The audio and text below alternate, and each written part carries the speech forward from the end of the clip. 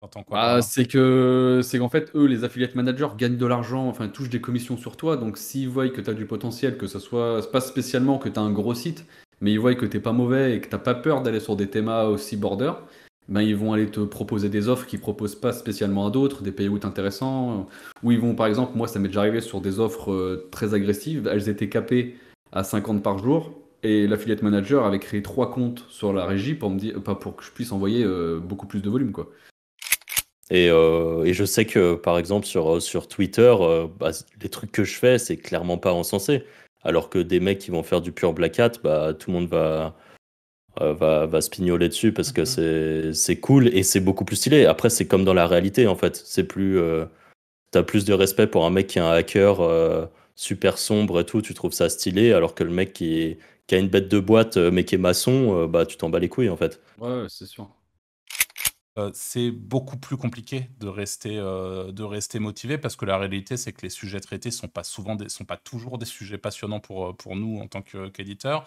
Aujourd'hui, j'aurais besoin, limite, je pense, pour me déterre à remonter un bise énervé, de me retrouver au pied du mur, quoi. De me dire, OK, si là, dans 6 mois, je n'ai pas réglé la solution, ça repart en CDI, enfin, ça part en CDI, ou alors ça part sous un pont, tu vois.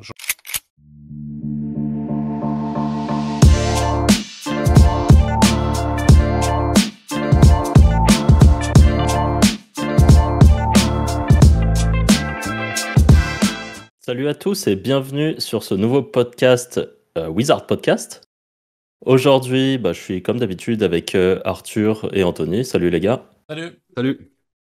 On a décidé de traiter un sujet où on va être pas en conflit, mais bon, en tout cas, on a chacun nos idées là-dessus. Alors aujourd'hui, on va parler du Black Hat et du White Hat. On a tous les deux enfin, on a tous les trois plutôt des visions assez différentes sur les choses.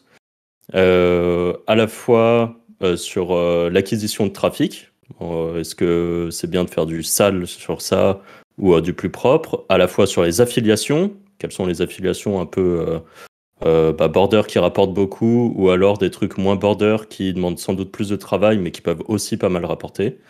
Voilà, c'est le sujet du jour. Juste pour donner un petit contexte quand même, toi Anto, t'es plutôt black. Ouais.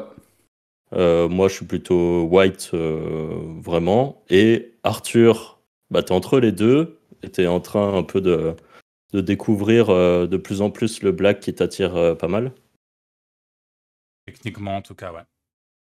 Voilà. Donc, bah, si vous voulez, je commence et je vous donne un petit peu mon point de vue. Allez. Euh, Moi, je considère que de commencer par faire du black au début, c'est pas mal, même si ça demande du coup pas mal de connaissances et que c'est pas forcément le plus simple à apprendre.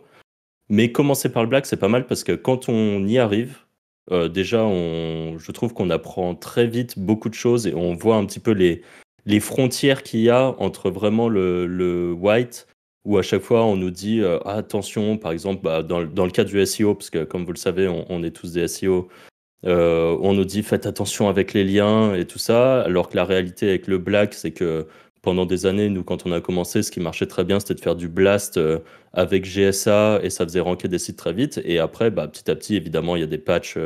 Google fait des changements, mais ça permet en tout cas de mettre un peu les mains dans le cambouis et de découvrir un petit peu tous les trucs border qui fonctionnent et de trouver la limite jusqu'à laquelle on peut se dire gray, on va dire. Donc entre les deux et ce qui fonctionne bien. Donc je trouve que commencer par ça, c'est assez intéressant, on va dire gray slash black. Que ça soit aussi bah, un petit peu bon, sur les affiliations, c'est un peu plus dur parce que déjà, il faut réussir à rentrer dans les régies et tout ça.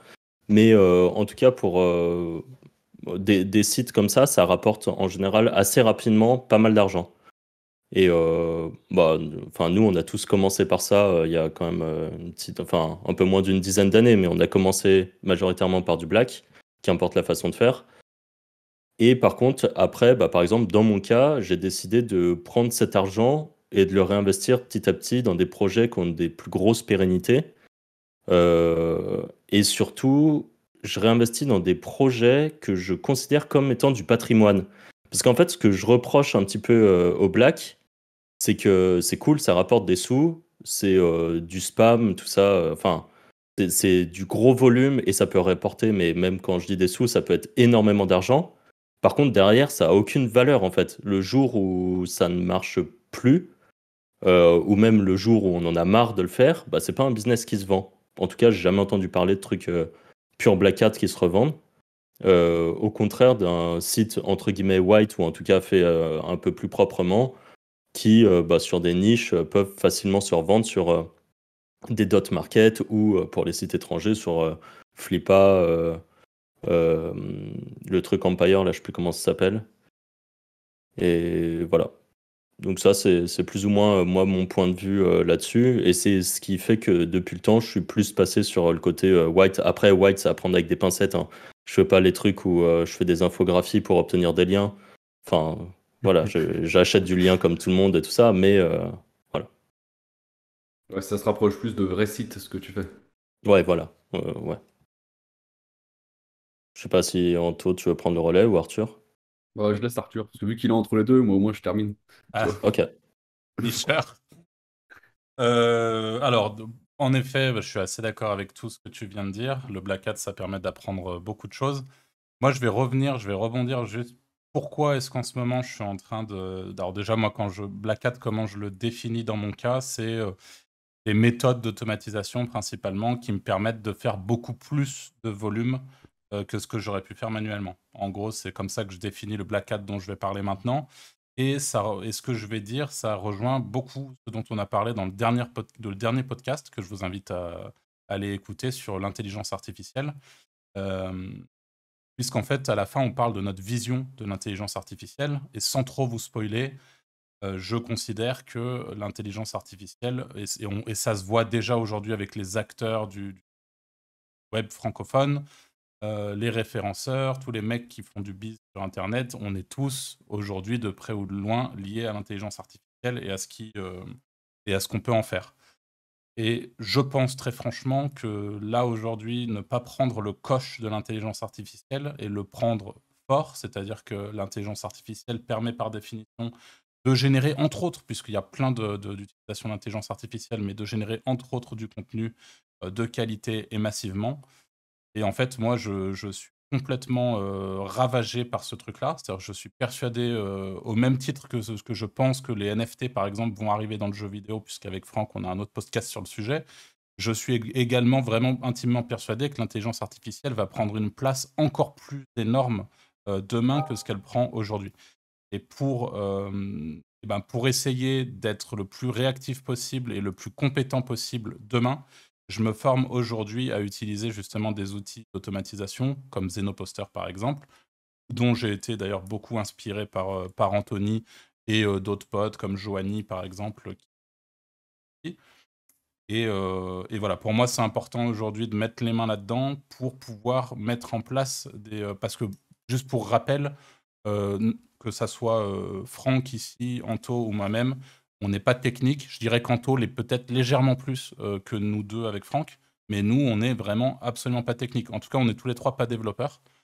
Et c'est assez important quand même de le savoir. Et quand je vous dis pas développeur, c'est vraiment pas du tout, quoi. C'est même pas, ouais, on touche un petit peu. Franchement, me concernant, c'est absolument pas le cas.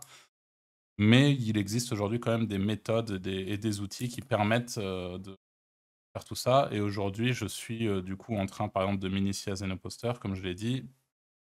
Et c'est super intéressant. Et je pense que ça a de gros avantages d'apprendre l'automatisation, d'apprendre à mettre les mains dans le Black Hat, dans tous ces trucs-là qui, en effet, sont moins périns, qui, en effet, sont sans doute très peu vendables, et ben pour se faire la main et pour expérimenter, faire du volume et être plus compétent ensuite, quand même sur des projets plus clean et pouvoir, quoi qu'il arrive, parce que pour le coup, on peut avoir des projets très white hat et automatiser complètement la recherche de mots-clés, par exemple, ou plein de petites choses au sein de son business qui vont nous éviter d'embaucher des personnes pour rien, voilà, de faire plein de petites choses. Et ce que je voulais dire par rapport à ce que tu as dit, Franck, aussi, juste avant, c'est tu t'as dit le Black Hat, justement, ça ne se vend pas, ou ça se vend très difficilement, ou tu n'as pas forcément d'exemple.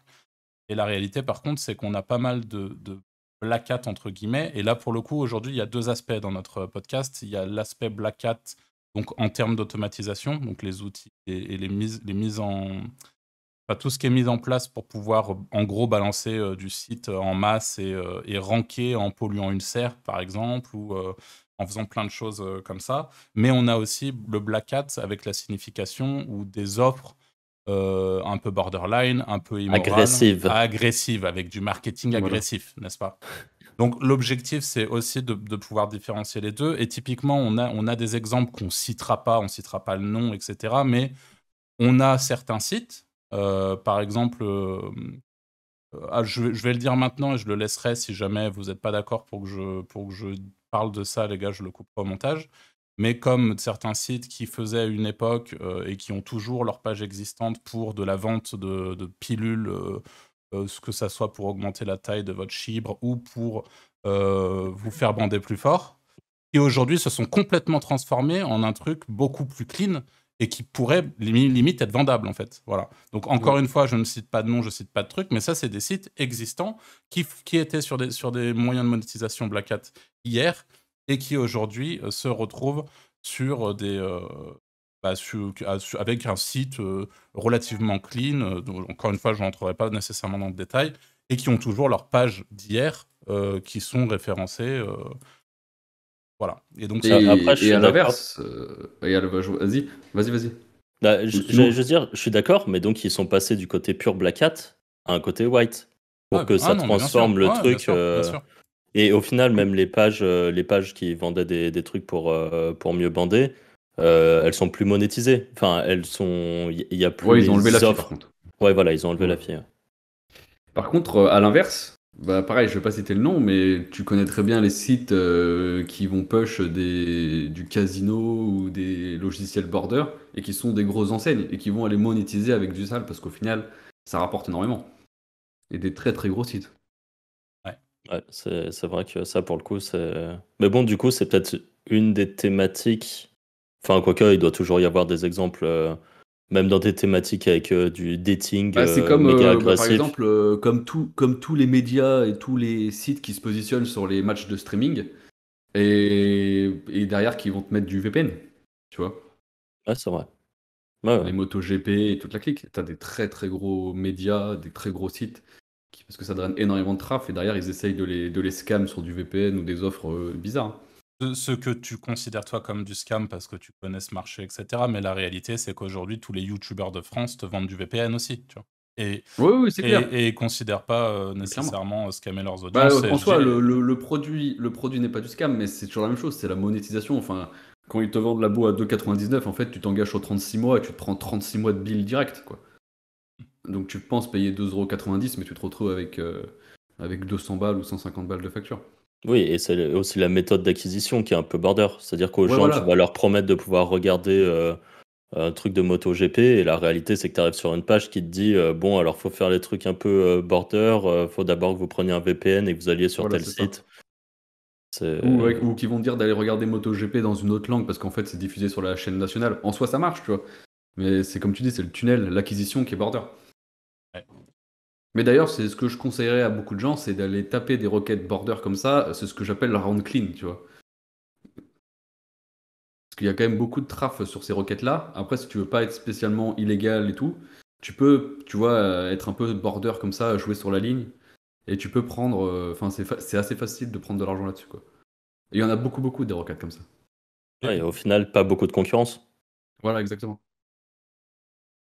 Par contre, c'est pareil, il faut derrière avoir les bons programmes d'AFI qui te flaguent pas, parce qu'il y a beaucoup d'AFI qui veulent pas de ce trafic-là. Parce que c'est pareil, c'est un peu border, quoi. Ça aussi, d'ailleurs, c'est un gros problème. Et là, pour le coup, on est plus non pas sur le côté automatisation, mais plus sur le côté niche. Mais quand on travaille avec des niches plus Black Hat, c'est très compliqué parce qu'en fait, c'est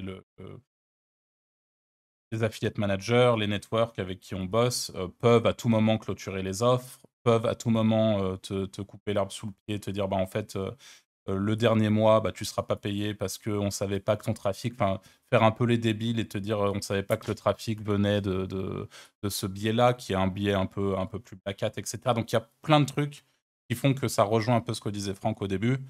dans tous les cas, on joue sur un terrain qui est glissant et qui Ouais, c'est comme peut vite se la retourner. régie qui a fermé cet été, les Monades. Très très grosse régie. Moi j'avais énormément de sites qui tournaient dessus et du jour au lendemain tu reçois un mail, t'as 30 jours pour retirer tes gains et tous les programmes d'affi sont coupés quoi. Et au Donc final, maintenant, c'est Toro, et Toro, ils ont pas beaucoup d'offres, hein. Enfin, ils ils n'ont ont pas pas beaucoup grand-chose. d'offres, c'est pas du tout les mêmes payouts, c'est pas les mêmes affiliate managers, donc t'as pas la même relation, donc t'as pas les mêmes privilèges, qu'il y a beaucoup de privilèges quand même sur. Enfin c'est que du copinage sur ce type de plateforme. Donc ouais, ça perd tout son intérêt quoi.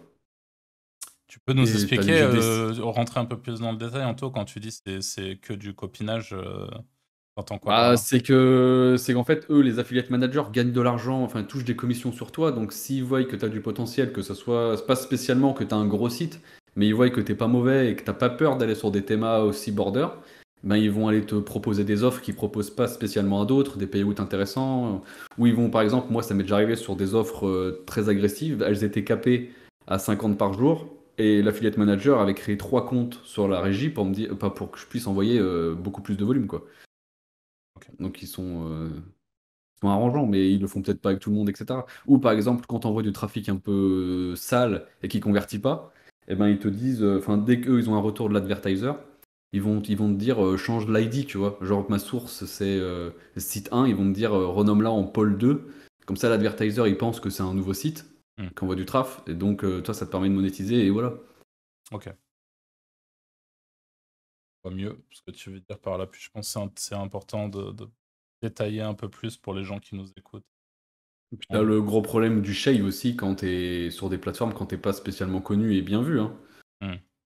Quand t'es petit, tu te prends beaucoup plus de shave qu'un gros, enfin forcément quoi. Parce que s'ils te shave, ils savent que tu vas aller ailleurs. Alors, en parlant de shave, j'aurais bien voulu avoir vos points de vue là-dessus. Mais est-ce que vous pensez que rentrer, par exemple, si vous savez que l'affiliate manager d'une plateforme X s'appelle Jean-Michel sur Skype. D'ailleurs, petit message aux affiliate managers, je vous en supplie, soyez sur Discord et arrêtez Skype. Mais s'il s'appelle Jean-Michel sur Skype, est-ce que en le contactant avant et en passant par son lien d'affiliation de Jean-Michel, est-ce que vous pensez que ça a un impact sur les shaves d'après? Enfin, tu vois, même si théoriquement, il y a rien qui nous dit, noir sur blanc, il y a eu du shave, mais la réalité, c'est que si on est les affiliés du mec qui s'occupe de nous sur la plateforme, est-ce que c'est pas une manière d'essayer en tout cas de mettre des chances de son côté pour éviter de se faire shave par Ah, la suite, alors, quoi? alors en fait, je pense pas que t'aies du shave sur une plateforme par rapport à une autre, enfin par rapport à un autre affilié qui est sur la même plateforme que toi. Je pense qu'ils peuvent te caper ou pas te donner les offres ou pas t'approuver une source de trafic qu'ils autorisent à quelqu'un d'autre, par contre. Mais je pense pas que tu aies du shave sur la même plateforme. Le shave, par contre, existe entre les plateformes. Par exemple, sur les offres keto, par exemple, tous ces trucs de régime. En fait, la différence, parfois, tu arrives sur un network, l'offre elle est à 45, sur un autre elle est à 110. Tu te dis, bah, je vais aller sur celle à 110. Mais en fait, c'est qu'ils ont des processeurs de paiement différents selon les networks, parce qu'ils savent qu'il y a certains networks qui envoient beaucoup du trafic vachement plus pourri que d'autres. Donc si ils veulent pas se faire sauter le processeur de paiement, donc ils vont te mettre celui-là sur tel network et ils vont donner plus d'argent parce qu'ils savent qu'il convertit mal, il y a de la 3D Secure qui bug ou des trucs comme ça, tu vois. Donc c'est pour ça que parfois aussi c'est intéressant d'aller sur plusieurs networks et tester les offres avec les payouts différents parce que tu peux avoir des très grosses surprises.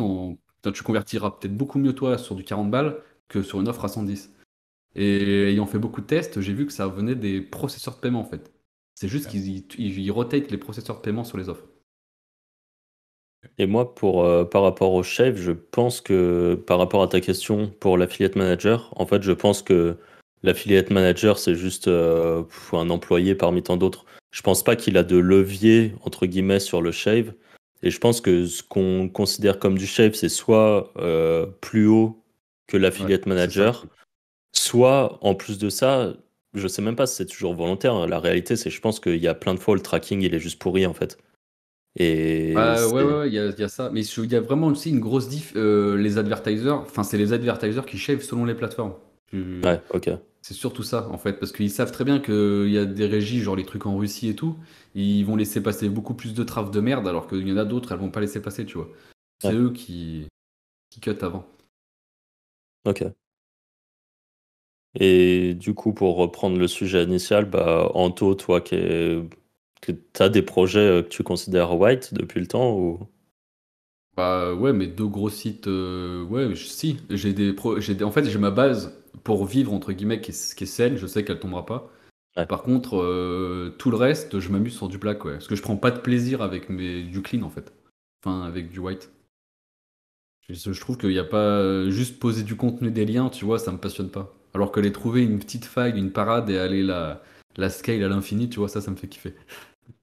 Ok. Donc concrètement, la majorité de ton temps de taf, c'est... Ouais, c'est de la R&D, du test, et parfois tu trouves une pépite et elle te rapporte énormément, c'est ce que tu disais. Et par contre, la problématique aussi du black, c'est parfois tu passes beaucoup de temps sur une technique ou un truc, et au final ça marche pas et ça prend énormément de temps, quoi. Et il faut pas s'entêter aussi quand t'es débutant à vouloir faire du sale pour faire du sale, quoi. Parce que si t'es pas là au bon moment avec la bonne opportunité, tu perds quand même beaucoup de temps, hein. Et d'argent aussi, parce que mine de rien, il y a des logiciels, les serveurs, enfin ça dépend sur quoi tu lances, mais t'as quand même de l'investissement. Et Ouais. aujourd'hui, est-ce que tu as par exemple des projets, des trucs Black Hat qui tournent depuis un certain temps et qui te rapportent vraiment du lait au quotidien? Ouais, bah tous les spams géolocs Ok. en génération de contenu, ça tourne depuis 6 mois, enfin 6, 8, 10 mois, peut-être même un an. Et ça génère ouais 2 000 à 3 000 € par mois. Ok. Ouais, mais c'est intéressant. En fait, après, je pense que c'est aussi par rapport à chacun nos objectifs et tout ça. Toi, tu disais que t'aimes bien faire de la R&D, t'aimes bien aller trouver les petits trucs. Ouais, voilà, c'est ça, ouais. Moi, je pense que j'aimais bien avant et que maintenant, je préfère juste un truc pépère, entre guillemets, alors que ce que je fais, honnêtement, ça a zéro prestige, hein. La réalité, c'est juste que j'ai des sites qui tournent, ça rapporte assez, je suis content. Et je sais que, par exemple, sur Twitter, bah, les trucs que je fais, c'est clairement pas encensé. Alors que des mecs qui vont faire du pur Black Hat, bah, tout le monde va se pignoler dessus parce que Mhm. c'est cool et c'est beaucoup plus stylé. Après, c'est comme dans la réalité, en fait. T'as plus de respect pour un mec qui est un hacker super sombre et tout, tu trouves ça stylé, alors que le mec qui a une bête de boîte mais qui est maçon, bah, tu t'en bats les couilles, en fait. Ouais, c'est sûr. Après, ce qui Plus se Et t'es passe, c'est qu'il y en a mystérieux, plus. beaucoup. Il y en a ouais, c'est beaucoup qui ça. se cassent la gueule aussi, hein. Enfin, beaucoup de mecs. Enfin, avant de trouver une technique qui marche en Black Hat, t'en testes un paquet, hein. Ouais, c'est sûr.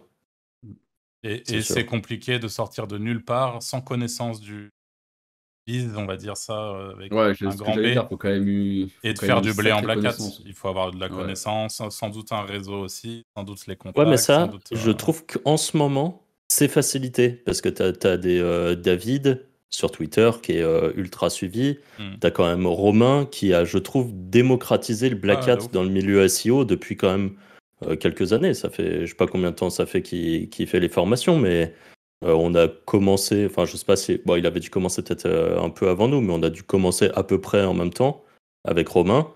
Et je trouve que il a vraiment mis en avant le Black Hat en France. Ouais, Euh, clairement. et en fait, je pense que nous, quand on a commencé, c'était peut-être plus dur. Enfin non, c'est pas totalement vrai, parce qu'en fait, il y avait pas mal de forums quand même où il y avait du Black Hat, mais là, il y a des vrais formateurs sur le sujet. Ce qui est Mm. quand même très différent de nous, où il fallait aller gratter les infos sur les forums et tout ça pour réussir à Il y avait faire... aussi très peu de contenu en français. Que ouais, maintenant, en tu vois, les plus. formateurs, c'est tout en français, quoi. Ouais, c'est sûr. Donc je trouve que c'est peut-être toujours dur de mettre les mains dedans au début, mais pour quelqu'un qui est un peu déterminé, qui a peut-être les sous quand même de base pour acheter une formation, euh, bah, il y a moyen de découvrir le Black Hat, quoi. Ouais, clairement. Et l'IA a aussi amené les choses à un tout autre niveau. Parce que Ouais, moi, aussi. le Black Hat, tel qu'en parlait par exemple Romain ou plein d'autres gens au début, avec du spam dexing et avec de la bouillie, Et de la bouillie. comme peut en faire Clément, etc.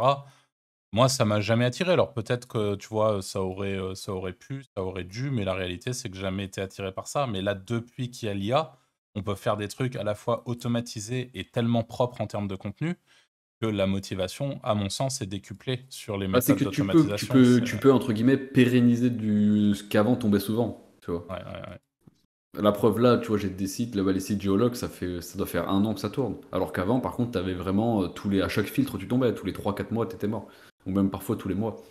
Là, Ouais. ça tient dans le temps, quoi. Mais, Après, c'est toujours la même chose, c'est une mais question de requête, quoi. ouais, c'est ça. J'allais te lancer là-dessus, histoire que ça soit dit, parce que c'est quand même important de le savoir aussi. Ouais, voilà, c'est. Si vous vendez du lien sur Next Level et que vous automatisez vos PA, que vous automatisez pour faire du contenu, pour mettre en ligne votre contenu en IA, etc., en boucle et avec du volume, il y a sans doute des manières de le faire. En tout cas, moi, c'est des trucs que je teste depuis un moment et c'est relativement compliqué de faire indexer la PA assez classique sur de l'immobilier, sur des féminins, enfin sur pas mal de sujets, c'est assez compliqué de faire fonctionner GPT-3 et de tout faire indexer. Mais parallèlement, il y a énormément de thématiques qui sont beaucoup plus accessibles et en IA également, et sans être emmerdé par des filtres ou problèmes d'indexation. Voilà. On va plonger longuement dans ce sujet-là, mais je trouvais ça quand même intéressant et de vous en parler brièvement. Après, tu vois, par exemple, là, admettons, tu te relances pas un challenge, mais tu débutes, tu voudrais faire 100 euros par jour, tu vois. Est-ce que tu pars sur du white ou tu pars sur du black? La réalité, c'est que moi, je pars sur du white, mais je pense que je suis Ouais. matrixé avec ça, en fait. Non, c'est parce que pour C'est toi, tu vois, c'est plus simple de le faire. C'est ça qui est bien. ouais, oui, oui, ouais, c'est après, je sais que ça va prendre du temps. En fait, la différence, c'est que c'est en combien de temps tu dois faire les 100 balles par jour? Parce que moi, je sais que ça va prendre, Bah, sur l'année, par exemple, plus d'un an, en fait. tu te donnes 1 an et tu te dis qu'à la fin de l'année, tu vois, t'aimerais remplacer ton job, tu vois, parce que 3K, t'enlèves les charges, etc., t'es à 2K net, quoi, si t'es en AE. Admettons que Ouais. tu peux être libre, quoi. Parce que c'est le fameux truc de tout le monde, d'être libre. Ouais, ouais. Bah, ouais, moi je dis qu'il faut quand même 1 an et demi. Après, c'est en fonction de la quantité de travail aussi. Et est-ce que tu es un charbonneur ou pas? Moi, en Oui, fait, bah clairement, ouais, c'est avec sûr. le temps, je suis devenu un branleur. Donc, Ouais, c'est, il y a ça, il y a ça. C'est vrai. j'ai plus la même motivation qu'au début. Si c'était comme avant, où je rentrais des cours, je bossais sur mes sites et tout. Là, aujourd'hui, je fais que ça. Et le matin, quand je me lève, j'ai pas trop envie de bosser sur mes Alors, sites. juste pour information, parce que je pense que c'est quand même assez intéressant d'avoir cette donnée-là. Je pense que tu as bossé combien de temps cette semaine? Combien de temps tu vas bosser en heures cette semaine, Franck? Pas moins de 5 heures, je pense. Pas en taux? Non, cette semaine, pas mal, je dirais normal, je dirais 40 heures, tu vois. Ok. Enfin, semaine classique. Mais ça dépend vachement des semaines. Il y a des semaines, je suis comme Franck, je fais rien, parce qu'il y a rien qui m'intéresse. Mais c'est pas une question de flemme, c'est juste une question que je prends pas de plaisir, tu vois. Là, en ce moment, bah, sur GPT et tout, je trouve qu'il y a des trucs cool. Donc, je vais faire plein de tests, je vais essayer de trouver un moyen, un axe pour faire des choses, etc. Et juste Et pour pour toi, rappel, pour rappel, Franck, ton métier aujourd'hui, c'était éditeur à 100%, donc t'as pas de clients. Ouais, non, j'ai pas de client, non, c'est juste mes sites c'est juste de l'affiliation. Moi, c'est de l'affiliation sur des sites de niche, hein. C'est basique. Et ça, en vrai, c'est un point super important. Alors moi, je voulais éviter que ça soit moi qui le redise dans le podcast, parce qu'en réécoutant, vu que c'est moi qui fais les montages des podcasts, je suis forcé de réécouter ce qu'on dit. Et je me dis, putain, c'est pas possible, je dois passer pour un giga branleur, parce qu'à chaque fois, je suis, ouais, la flemme, donc du coup, je fais ça. Et en gros, la réalité, c'est que je pense qu'on a un peu plus les crocs et on est un peu plus déter, déjà quand le truc nous intéresse vraiment. Mais comme tu l'as dit, Franck, quand tu bosses vraiment de manière white hat, donc en faisant les choses bien et en bossant sur quelque chose, comme tu l'as très bien dit, qui représente aussi une partie de ton patrimoine directement, puisque c'est quelque chose que tu pourras revendre derrière. C'est beaucoup plus compliqué de rester motivé, parce que la réalité, c'est que les sujets traités sont pas toujours des sujets passionnants pour nous en tant qu'éditeurs. Si, ça, on en a parlé aussi dans le podcast sur le fait de déléguer son business, déléguer en l'occurrence sa rédaction, mais aussi plein d'autres choses.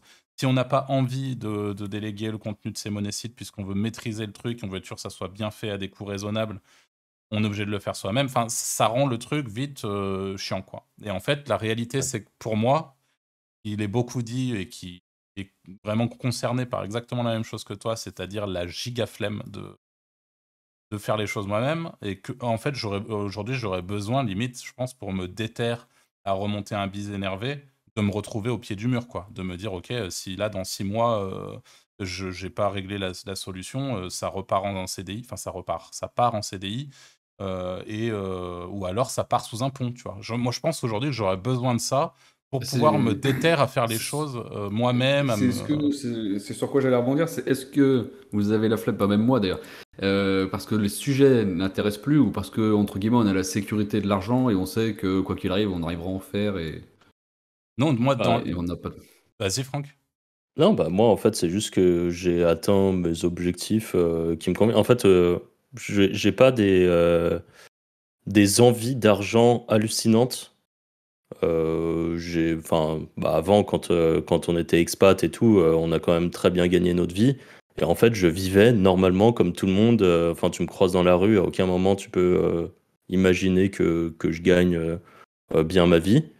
Bah, Et sauf quand t'es avec ta Lambo, quoi. ouais, c'est ça. Et du coup, j'ai pas des envies de fou. Donc en fait, quand j'atteins le cap d'argent que je considère suffisant pour bien vivre, en fait, je préfère juste avoir du temps libre. Enfin là, mes journées, c'est je me lève, je fais les trucs que je vais faire du sport, je vais nager, je vais au resto, je rentre chez moi, il est 17h, bon bah la journée elle est finie en fait. Et... Non mais c'est vrai, Oui, c'est... oui, je sais bien que c'est vrai, oui. Bah ouais. Ouais, Arthur dit ça parce qu'il est souvent de la partie, donc... C'est ça. Mais oui, oui, non, mais c'est chouette. Et en effet, ça aussi, c'est un point qui est quand même super important. C'est quand on a la chance d'avoir goûté à cette fameuse liberté financière au travers de son business sur Internet, ça peut être super large, hein. On a un pote qui fait de l'Amazon KDP, ça pourrait être du dropshipping, ça pourrait être avoir un e-commerce, enfin, ça pourrait être plein plein de choses. Mais quand on a goûté à cette liberté, c'est déjà, c'est compliqué de revenir en arrière, mais quand en plus on a goûté à une espèce de réussite financière à un moment donné où on a pu connaître un peu l'abondance financière à notre niveau, en fait, il y a un moment où chacun individuellement, et nous on l'a vu avec nos différents associés, mais on sait ce dont on a besoin en fait. Et comme l'a dit Franck, bah, on sait qu'on n'a pas besoin d'être abondant, par exemple, pour pouvoir vivre le train de vie libre que vient de décrire Franck. Aller au resto 2 fois par semaine, aller nager, aller faire du sport, aller machin, payer ses courses et faire ce que tu as à peu près à faire. T'as pas besoin de faire 15 000 balles par mois pour faire ça, en réalité. Ah ouais, clairement. Donc c'est... voilà, ça c'est des petites choses que, pour le coup, c'est plus le temps qui nous ont apporté là. Mais tout ça pour dire que je sais plus pourquoi on parle de ça à la base, là. Je pense des choix de business et du fait Ouais, la flemme de aussi. bosser beaucoup ou pas. Ouais, c'est ça. Oui, parce Mais, que c'était pour faire les 100 balles par jour Ouais. ah en oui. un an. Mais toi, Anto, toi, par exemple, tu partirais. Bah, de toute façon, tu nous l'as déjà dit. Toi, tu Ouais, partirais. ouais, moi je partirais parce que ouais, sur du sale, parce que je sais, enfin du black hat, parce que je sais comment les faire en fait. Et je sais Ouais. que ça marchera à tous les coups. Mais j'ai pas le côté random que t'as quand tu commences de black hat. Mm. Ouais. Toi, Il y a quand même Arthur, ça. tu ferais quoi? Moi, alors ça dépend encore une fois. Est-ce que j'ai le droit d'échouer ou pas, tu vois? En vrai, c'est un peu. Ouais, si t'es au pied du mur ou pas? Si je suis au pied du mur, je pense que je fais les choses propres et je reprends un truc ultra déter ou voilà, pas le choix. Si c'est pas le cas, Black Hat. Et moi, c'est ce qui fait qu'aujourd'hui, c'est pas le cas dans mon cas, par exemple. Et la réalité, c'est que c'est ce qui fait que là, par exemple, cette semaine, je m'éclate, je suis à fond dans mes trucs, je suis trop contente. Il y a des moments comme ça, je pense que même ceux qui nous écoutent sont bien au courant de ça, mais il y a des moments où quand tu as ton propre bise et tout, tu te lèves le matin, bon, encore, t'as pas trop la motive, où tu dis, bon, ok, voilà. Il y a des moments, par contre, où tu es super hype parce que tu vas faire la journée, te lèves déter, tu vas aller trop bien, on va tester ça, on va faire ça et tout. Là, en ce moment, je suis dans cette phase-là et c'est trop cool quand tu es dans cette phase-là.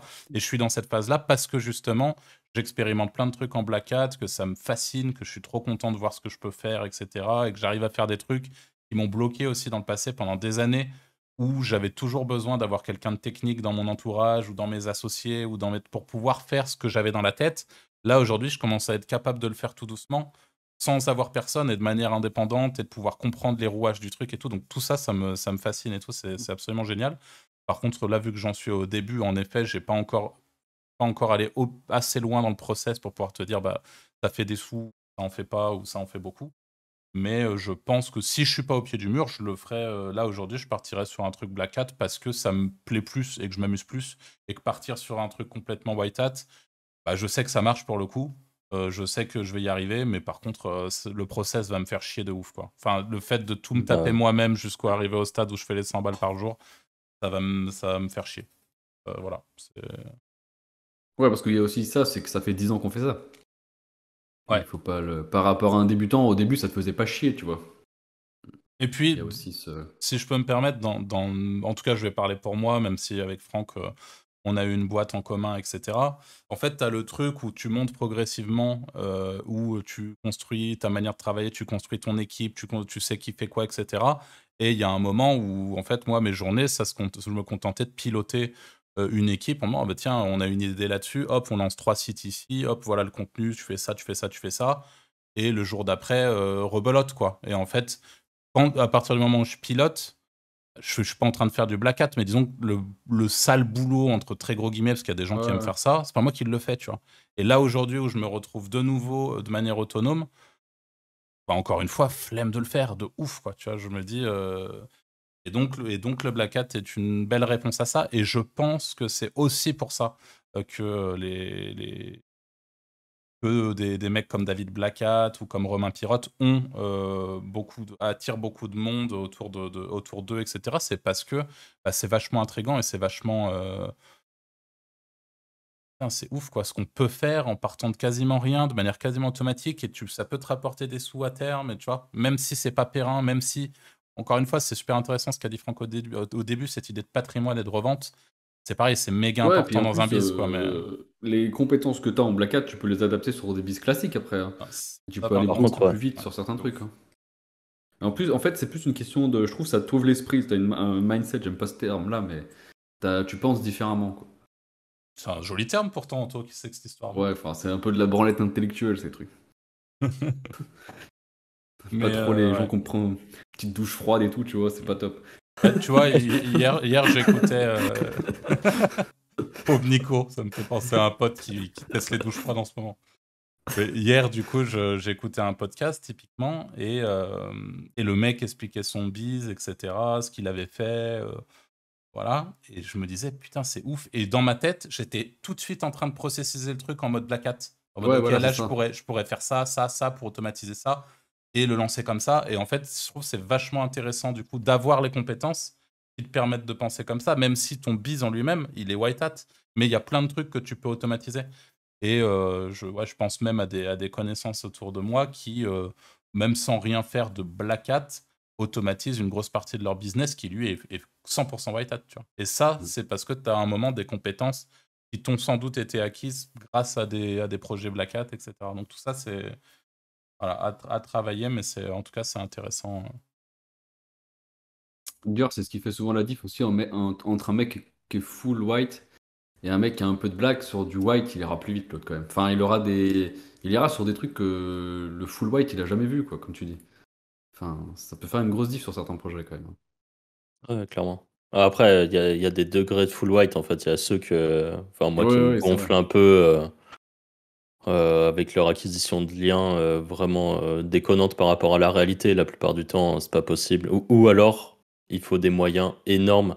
En fait, une marque qui lancerait un site en SEO et qui voudrait faire du pure white, et là je parle uniquement sur l'acquisition de trafic, quand tu as beaucoup de fonds, bah, tu peux aller claquer des sondages, des sondages pour avoir des liens, des infographies dans tous les sens et tout ça, faire des RP, tout ça, ça marche et ça permet d'avoir du lien, mais ça coûte une fortune. Pour un petit, entre guillemets, qui veut se lancer, bah, tu es obligé de faire des trucs qui sont pas considérés comme purement white, qui sont un peu plus border, mais bon, voilà, et après, il faut aussi être réaliste, quoi. Et enfin, pareil sur les contenus, par exemple, contenu média, il y en a qui montent des très gros, enfin, plutôt réseaux sociaux, il y en a qui montent des très gros comptes qu'en faisant du vol de contenu d'autres personnes shorter ça et foutre ça sur des réseaux sociaux, ça marche en fait, ça permet de construire des méga grosses communautés. Mais la réalité, c'est que ça, c'est pas du tout considéré comme white. Et là encore, une marque qui a des moyens, bah, elle va peut-être pouvoir se payer des gens qui vont vraiment faire ce taf-là. Mais voilà, c'est pas à la portée de tout le monde. Et en général, quand on se lance, enfin, la plupart des gens que je connais qui sont dans les business en ligne comme on fait, affiliation, drop, enfin tous les trucs. En général, c'est pas des gens qui ont déjà de l'argent à la base. C'est des gens qui veulent se sortir de la situation dans clairement. laquelle ils sont actuellement. Et voilà. Donc du D'ailleurs, coup, c'est pour ça que David Blackett recrute, comme il dit, que des mecs déter. Enfin, que des étudiants, des mecs qui n'ont pas d'argent. Parce qu'au final, c'est ceux qui ouais, taffent et qui font le sale boulot. ouais, bien sûr, bien sûr. Et au final, ça marche parce que Parce c'est que, ouais, c'est comme dans l'exemple qu'il disait, le mec qui s'est déter, qui a fait 15 000 fiches produits à la main pendant 3 semaines. Le mec, c'est un barjot. Alors, ouais, je vais quand même, là, je vais quand même faire une petite aparté dans ce podcast pour ajouter un point qui est quand même assez important. Quand on parle de Black Hat, on parle encore une fois d'automatisation et de niche borderline. Tout ça, à aucun moment, ça veut dire illégalité. Et on m'a Ouais, voilà. parlé récemment, alors je pointe absolument pas David du doigt par rapport à ça, mais on m'a parlé là j'étais à un meet-up récemment, et la personne qui était en face de moi, le site de son pote, qui était un site e-commerce qui marchait vachement bien, s'était fait aspirer à 100%, et la personne qui a aspiré n'a absolument rien traduit, c'est juste il a aspiré et renvoyé sur une quarantaine de sites, comme si il voulait faire du negative SEO, tu vois. Résultat, pour le coup, le site en question s'est fait déglinguer, et ça, pour le coup, c'est giga illégal. Là pour Ah vous ouais, bah ouais. vous faites choper en faisant ça. Déjà, ça a peu d'intérêt parce que le site existe, et que aspirer du contenu et le renvoyer tel quel en ligne sur un autre domaine, c'est juste méga illégal, et vous risquez vraiment gros. Donc voilà, quand on parle, c'est juste pour faire la petite aparté, vous faites bien ce que vous voulez, mais en l'occurrence, restez dans la légalité. C'est aussi le problème des. Comme on dit, il faut quand même avoir des connaissances. Toi, tu le ferais pas parce que tu as des connaissances techniques. Déjà, tu sais que ça marche pas. Mm. C'est le problème aussi du Black Hat. Tu penses juste, tu copies, ça marche, alors que c'est pas le cas. Bah, c'est le problème du Black Hat qui arrive de nulle part, quoi. Ouais, voilà, c'est ça. Le mec qui triait ses cartes Pokémon la semaine d'avant et tu lui mets devant le truc, bah ok, t'aspires, tu regardes ce petit script, il te permet d'aspirer un site, de le remettre en ligne. Il a pris 3 fois, le site il est en ligne, mais en fait il a fait n'importe quoi et il Ouais. a. Bon, bah on arrive au bout de ce sujet, de ce podcast. Comme d'habitude, n'hésitez surtout pas à nous mettre en commentaire ce que vous en avez pensé, à nous donner vos points de vue en commentaire sur YouTube si vous nous écoutez sur YouTube. N'hésitez pas non plus à nous laisser 5 étoiles sur Spotify, sur iTunes ou sur la plateforme de podcast sur laquelle vous écoutez le podcast. Et n'hésitez pas non plus à rejoindre le Discord des Wizards qui se trouve en description et sur lequel on peut avoir également plein de discussions avec nous ou avec les membres de la communauté. Voilà, nous on vous dit à la semaine prochaine, jeudi, pour le nouvel épisode. Salut! ciao. Allez, salut.